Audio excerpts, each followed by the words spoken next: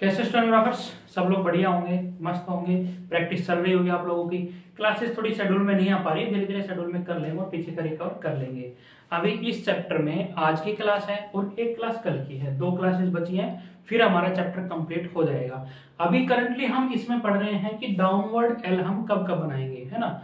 Last class में हमने पढ़ा था कि कब किस केस में डाउनवर्ड एल बनाएंगे, और जो लास्ट रूल जो हमने पढ़ा था डाउनवर्ड एल के लिए वो ये था कि कभी भी किसी वर्ड में एफ या वी या एस के, ठीक है, या कोई स्ट्रेट अपवर्ड स्ट्रोक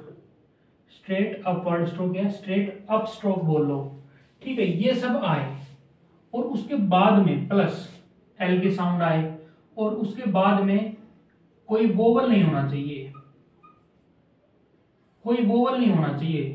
ठीक है ना। उसके एल के साउंड के बाद में क्या कंडीशन थी, कोई वोवल नहीं होना चाहिए, एल के साउंड आखिरी होनी चाहिए। अगर ये कंडीशन आती है और ये कोई वोवल नहीं होता उसके बाद में, तब हम इस एल को अपवर्ड ना बना के हम इसको डाउनवर्ड बनाएंगे। समझ गए हो। क्लास में हमने सीखा था, प्रैक्टिस की थी आप लोगों ने।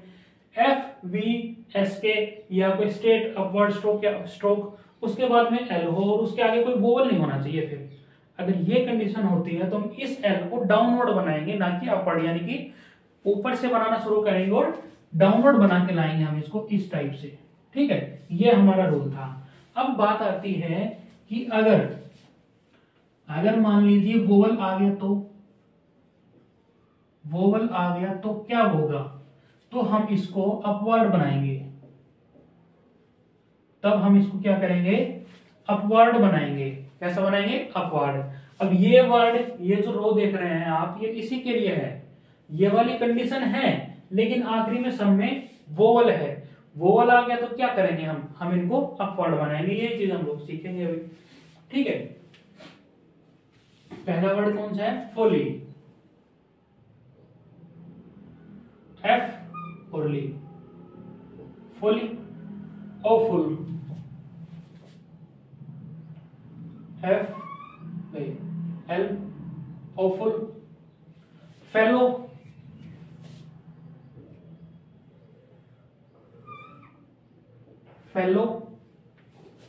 फुल्ली,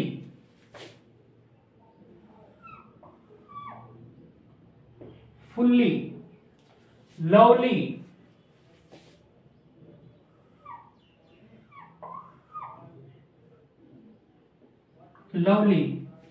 सक्सेसफुली,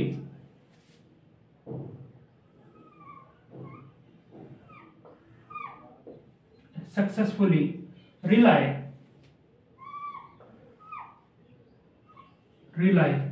क्या किया मैंने, इन सब में ये वाली कंडीशन है और आखिरी में वोवल है। वोवल आ गया तो हमने सब में अपवर्ड एल बनाया, जो अपन पहले से बनाते आ रहे थे, जो हमने स्टार्टिंग में सीखा था, वो वाला एल बनाया है। अब अगर सिर्फ ये वोवल नहीं होता ना, ये सिर्फ अफुल होता, तो हम इस एल को डाउनवर्ड बना देते, ठीक है। अगर ये फुल्ली में ये नहीं होता, फुल होता, तब हम इसको डाउनवर्ड बना देते। ये फर्क है बस। अगर वोवल आ गया तो हमने अपवर्ड बना दिया, वोवल नहीं होता तो सिर्फ ये कंडीशन सेटिस्फाई करता, तब हम डाउनवर्ड बना देते, ठीक है। अब मैं कुछ लिख रहा हूँ शॉर्ट फॉर्म्स आप लोगों के सामने। शॉर्ट फॉर्म सारी इंपॉर्टेंट होती है, ये सोचने वाली जरूरत है नहीं, क्योंकि शॉर्ट फॉर्म्स उन्हीं वर्ड की बनाई जाती है जो फ्रीक्वेंटली आते हों और जिन वर्ड्स की इस रूल के अकॉर्डिंग आउटलाइन या तो संभव नहीं होती है, या फिर वो आउटलाइन बहुत बड़ी होती है, प्रैक्टिकल नहीं होती है, ठीक है। उन वर्ड्स की शॉर्ट फॉर्म बनाई जाती है। तो इन सारे वर्ड्स की शॉर्ट फॉर्म अभी हम सीखने वाले हैं, लिखी हुई मैंने। अच्छा, अब इसमें डैश लगा हुआ है, ठीक है, लाइक यहाँ पे रेस्पेक्ट, फिर डैश और एडी। इसका क्या मतलब है, इस डैश का क्या मतलब है, इस डैश का मतलब ये है, अच्छा, रेस्पेक्टेड की, ये रेस्पेक्ट की जो ये आउटलाइन बनेगी ना, शॉर्ट फॉर्म बनेगी, वो बनेगी अपने इस टाइप से। क्या है, आर एस का सर्कल और पी, आर एस का सर्कल और पी, समझ गए हो। इसका डैश का क्या मतलब है, डैश का मतलब ये है कि इसमें 2 वर्ड बन रहे हैं। एक तो सिर्फ हम इसको पढ़ेंगे तो क्या है, रेस्पेक्ट है। अब पूरे को साथ में पढ़ेंगे तो क्या है, रेस्पेक्टेड। कहने का मतलब ये है कि ये जो आउटलाइन दिख रही है ये दोनों में यूज होगी, रेस्पेक्ट में भी और रेस्पेक्टेड में भी, दोनों के लिए आउटलाइन होगी। समझ गए हो, ये डैश का ये मतलब है। आगे काफी आएंगे, काफी ऐसे वर्ड्स आएंगे जिनमें डैश लगा होगा।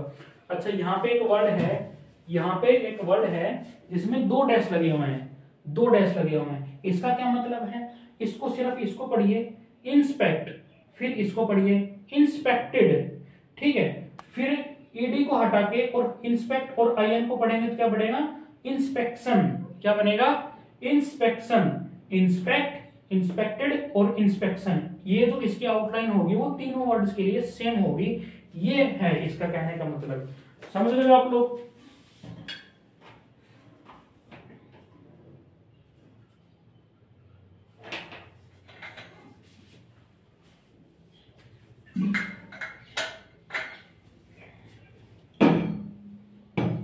ठीक है, ये सीखते हैं हम सारी आउटलाइन शॉर्ट फॉर्म से कुछ है। इनफॉर्म और इनफॉर्म्ड दोनों की सेम आउटलाइन होगी। क्या होगी? एन और एफ, एन और एफ, कोई वोवल नहीं, कुछ नहीं। इनफॉर्म और इनफॉर्म्ड के लिए, नेवर और नवंबर के लिए दोनों की सेम आउटलाइन होगी। क्या होगी? एन और वे। ये एफ था, ये वी है, नवंबर, नवंबर, ठीक है। हम चाहे तो इसके नीचे जब हम नवंबर लिखेंगे, नेवर लिखेंगे तो हम ऐसे लिख देंगे, लेकिन नवंबर लिखेंगे तो हम इसके नीचे डबल डैश लगा सकते हैं। क्यों? क्योंकि इसका फर्स्ट लेटर कैपिटल आएगा, इसलिए। सेटिस्फैक्टरी, सेटिस्फैक्टरी में क्या करेंगे हम लोग? एस का सर्कल, टी, और फिर एस का सर्कल और अपवर्ड आर, एस का सर्कल, टी, फिर एस का सर्कल और फिर उसमें से upward R, like satisfactory, satisfactory. इसको क्या रीड करेंगे? सेटिस्फैक्टरी। रेस्पेक्ट, रेस्पेक्टेड की मैंने बताई थी। एक्सपेक्ट और एक्सपेक्टेड दोनों की सेम आउटलाइन बनेगी। क्या रहेगी?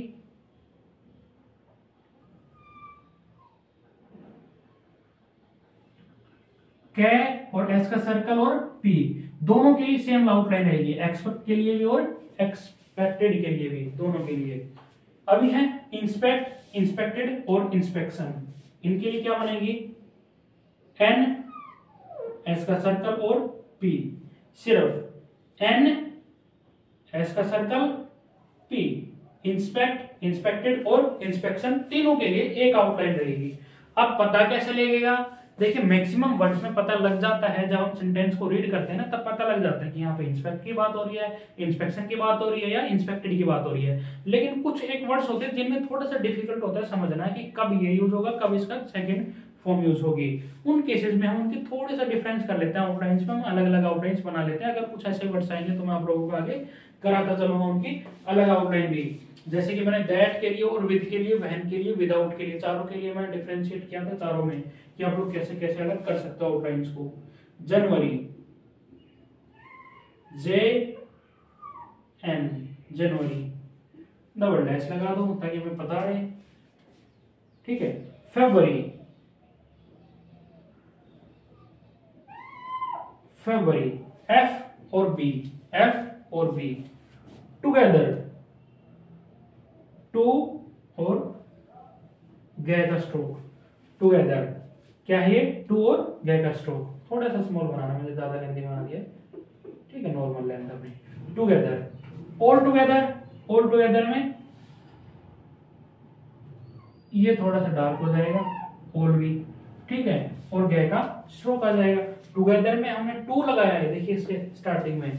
ऑल टुगेदर में हम ऑल लगा देंगे, ये फर्क है। ये ऑन द लाइन बनेगा, ये अबव द लाइन बनेगा। बाकी हाफ स्ट्रोक नहीं है, कंप्लीट है। ये जो गया है ना तो कंप्लीट है। इंश्योरेंस, इंश्योरेंस के लिए क्या करेंगे हम? एन बनाएंगे, एस एच और एस का सर्कल, एन बनाया, एस एच और एस का सर्कल। क्या होगा? ये इंश्योरेंस रेडी करेंगे। क्या रेडी करेंगे? इंश्योरेंस। तो ये हमारी शॉर्ट फॉर्म थी। अच्छा, ये लिखा है मैंने स्पेशल आउटलाइंस। ये कौन सी आउटलाइंस है? ये देखिए, कुछ फिक्स आउटलाइंस हैं, इनको आप अपवर्ड भी बोल सकते हो, कुछ भी बोल सकते हो, कि जिनमें एक्चुअली में रूल किसी में ये लगेगा कि अपवर्ड एल आएगा, रूल के अकॉर्डिंग उनमें अपवर्ड एल आना चाहिए, लेकिन इनमें हम डाउनवर्ड एल का यूज करेंगे। लाइक कॉलम की आउटलाइन है, कॉलम में कैसे स्टार्ट हो रहा है, एस भी नहीं है, इसमें हम क्या करेंगे, डाउनवर्ड एल बनाएंगे। तो ये 3 वर्ड्स हैं, इनको हम लोग सीख लेते हैं। पहले हमारा वॉल्यूम,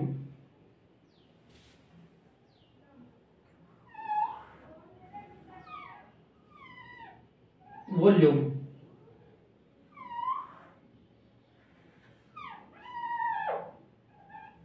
वॉल्यूम, फिर है कॉलम, फिर क्या हमारा कॉलम,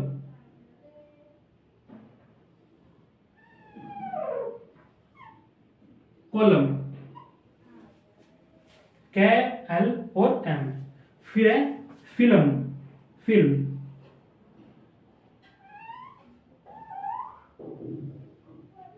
फिल्म, ई का वो बनाएगा यहाँ पे, ठीक है, ये जो आई से ई की साउंड जनरेट हो रही है वो वाला ई का वो आएगा। वॉल्यूम, कॉलम और फिल, ये 3 वर्ड्स हैं। इन सब की थोड़ी सी अलग से आउटलाइन है, क्योंकि अपवाद आप इन लोगों को बोल सकते हो। लाइक हमने पढ़ा था कि एस और के आएगा तब हम डाउनवर्ड एल बनाएंगे, लेकिन इसमें तो सिर्फ के है, इसके साथ में भी हमने डाउनवर्ड एल बना दिया है। तो ये सारे वर्ड्स थे कुछ, इसके बाद में 2-3 एक्सरसाइज है वो करेंगे, ठीक है। आज की क्लास में सिर्फ आप लोग इनकी प्रैक्टिस कर लेना, इसमें कोई भी ऐसा वर्ड नहीं है जो इंपॉर्टेंट ना हो। मेन तो ये शॉर्ट फॉर्म आगे कंप्लीट ये सारी करनी है, ये स्पेशल आउटलाइन ये बहुत बार रिपीट होती है डिक्टेशंस में बार बार, तो इनको करना है। और साथ में ये वर्ड्स कुछ और थे, मैंने सिर्फ मोस्ट इंपोर्टेंट वर्ड्स लिखे हैं जो आते हैं, जो आते नहीं कभी यूज ही नहीं हुए। 50 डिक्टेशन में एक बार आ रहा है वो वर्ड तो उसका मतलब नहीं है करने का, वो मैंने नहीं लिखा है। इंपोर्टेंट वर्ड्स लिखे हैं, मीन्स कहने का मतलब ये है मेरा, ठीक है। इसके बाद में मैं आप लोगों को एक्सरसाइज बता देता हूँ, एक्सरसाइज कौन कौन सी है इसमें। एक ये आज की क्लास है और इसके बाद में एक क्लास हो रहा है, उसमें फिर हमारा चैप्टर कंप्लीट हो जाएगा। ये 11th चैप्टर पे चलेंगे। इसमें है एक्सरसाइज नंबर 55, 56 और 57, 3 एक्सरसाइज है। ये एक्सरसाइज नंबर 55 स्क्रीन पर है इंग्लिश में, एक्सरसाइज नंबर 55 शॉर्ट हैंड में, एक्सरसाइज नंबर 56 इंग्लिश में, 56 शॉर्ट हैंड में और 57 इंग्लिश में, 57 शॉर्ट हैंड में, ठीक है। तो आज की क्लास में इतना ही, इनकी प्रैक्टिस ढंग से कर लेना आप लोग तरीके से। और अभी कोशिश करूंगा, क्योंकि थोड़ा सा ऑफिस में वर्कलोड है, कुछ दिनों का है, ज्यादा नहीं है। उसके बाद में क्लासेस बिल्कुल रेगुलर रहेंगी। अब भी कोशिश करूंगा कि मैं आप लोगों के लिए टाइम निकाल के डेली क्लास जरूर ले आऊं, है ना। बाकी इनकी प्रैक्टिस करते चले, कभी क्लास नहीं आ रही तो रिवीजन अपना कर ले, पीछे का एक्सरसाइज होती है उनको बार बार लिख के देखे अगेन एंड अगेन, है ना। खुद की डिक्टेशन रिकॉर्ड करके लिख के देख सकते हैं। वर्ड्स में जिनमें प्रॉब्लम आ रही है आप लोगों को, उनकी लिस्ट बना के एक ऑडियो डिक्टेशन बना के उनकी आप उसको रिकॉर्ड करके ले सकते हैं। बहुत तगड़ा इंप्रूवमेंट होगा आप लोगों का, ठीक है। तो आज की क्लास को यहीं पे एंड करते हैं, आप लोगों से मिलते हैं हम नेक्स्ट क्लास में।